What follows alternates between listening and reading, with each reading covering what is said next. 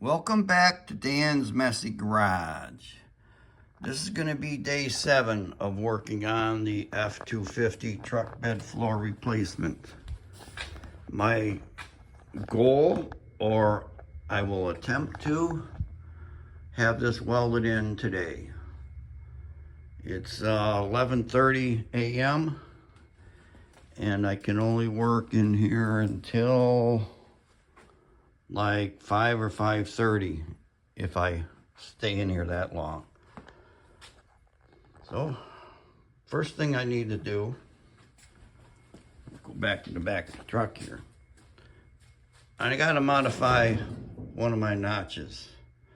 See, when I did this notch out on both sides, I measured the width of the frame, added a little bit, and then went from the center of the hole out, over, cut it, blah, blah. That's fine, except when you go to put it in, it's not fitting correctly. It's like this side is sitting up on the frame right in here. So I have to move that back, let's say 1/2 inch. The reason is I measured off the center of this hole.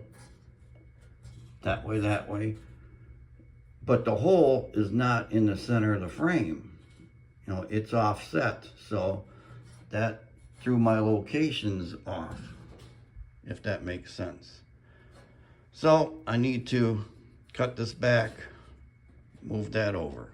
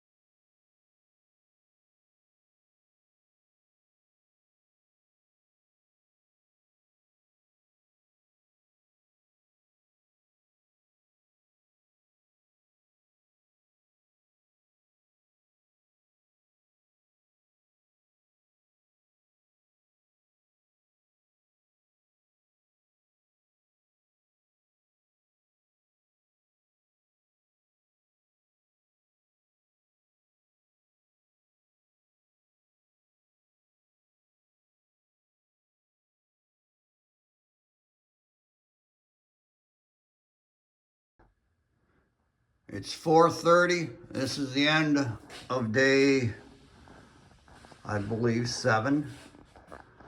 Scott spent 3 to 4 hours grinding all that undercoating and paint and scum off of there.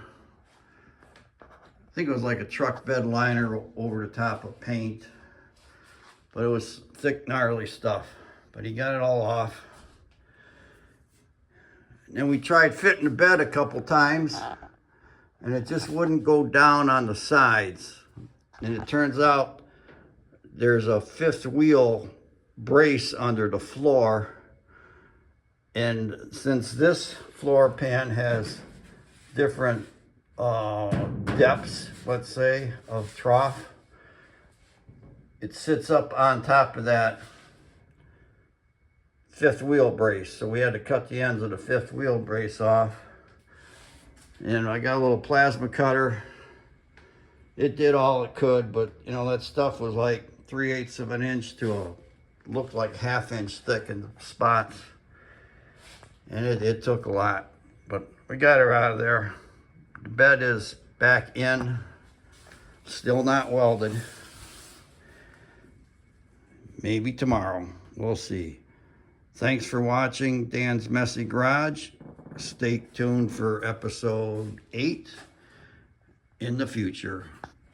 Bye.